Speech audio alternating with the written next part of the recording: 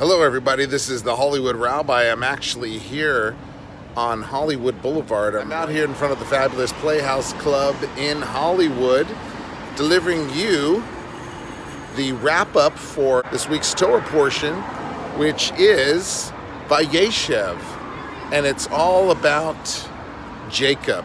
Now remember, in last couple weekly portions, Jacob had a pretty rough beginning. He was wrestling in vitro with his brother Esau to see who would be born first, and then he had to deceive his father and his brother in order to get a blessing, and then his brother wanted to take vengeance on him. He had to go move out, live with his wicked uncle Lavan, who deceived him, made him wait 14 years to marry the woman of his dreams. He had to work for free. His daughter, Dinah, was violated, and his sons got into retribution, and he was worried that the villagers were going to take revenge. And then he had a summons from his homicidal brother, who was able to schmooze his brother, give him some gifts, and make amends, apologize for what he did.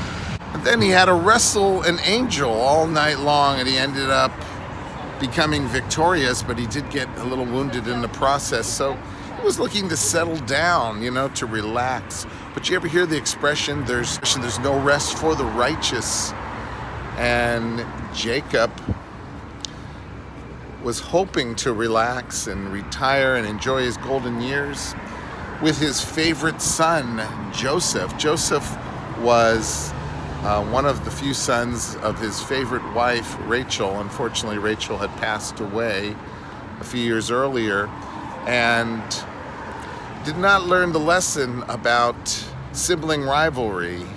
And he ended up showering his favorite son, Joseph, with a coat of many colors, which then in turn just aggravated his brothers and made them want to literally kill their brother Joseph. They were just so upset and so jealous because they were afraid he was going to get all the blessings. And then what they did, they threw him in a pit. They were going to kill him. Levi and Shimon, his two brothers, wanted to kill him, but Reuven, the older brother, said, we should just sell him as a slave, because there was a slave trader that came by. And he was taken to the house of Potiphar. Now, Potiphar was the official butcher of the king of Egypt. Jacob was wondering what happened to his son, Joseph.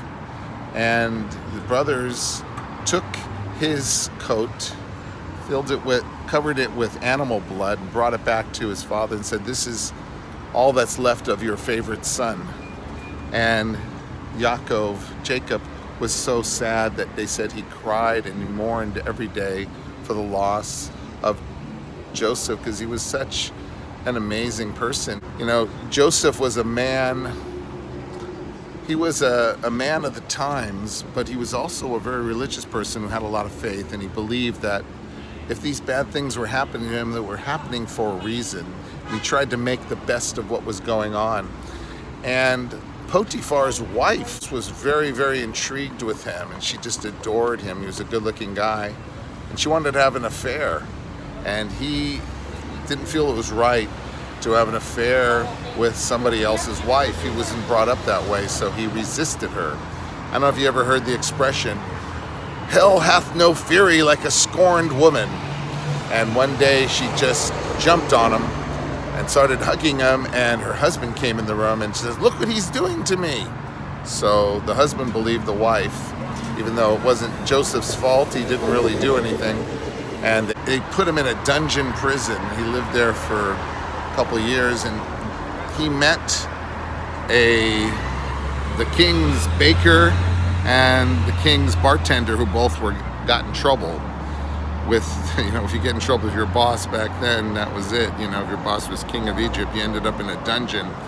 And he was able to interpret their dreams. He told the bartender that he was going to get reinstated, but unfortunately the baker was going to get the death penalty, and it actually came true. And he told he told them, he said, now that you're going back to work in the palace, don't forget me. Let me know next, if anybody needs me to help interpret their dreams, I'm here to help them. And he had this gift.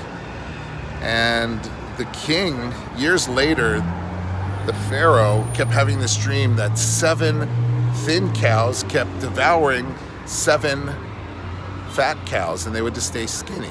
7 thin cows would devour 7 fat cows and remain skinny. He was driving them crazy. So what does this dream mean?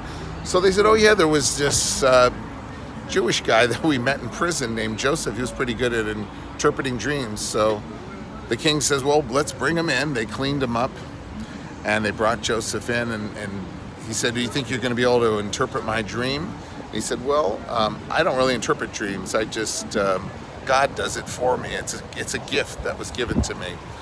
So, long story short, the king told him about this dream that was plaguing him, and he said, basically, there were 7 thin cows that were devouring 7 fat cows. And he said, what does this dream mean? He says, well, this dream means there's going to be a period right now where things are going to go well, but then there's going to be a famine for 7 years, so you better save up your grain. So, feast or famine, I guess. They saved up the food, and sure enough, there was a famine that lasted 7 years, and it affected the Near Eastern region, all the way to Canaan, the land of Israel. And Joseph, he became viceroy to the king because his prophecy, his ability to interpret that dream came true. So we're going to find out what happens when Jacob's brothers come back after 20 years and they find out that the person that's viceroy to the king is their brother. And we're going to see if they can reconcile their differences. You can't keep a good man down. That's right. Joseph, by the end of this Torah portion, went from the pit to the palace. Well, I want to wish you all a very, very great weekend, a Shabbat Shalom, and whatever holiday you are celebrating, may it be a joyous one. Thank you so much for watching, and may you have the blessings of health, happiness, long life, and prosperity. Thank you so much for watching. Bye-bye, everybody.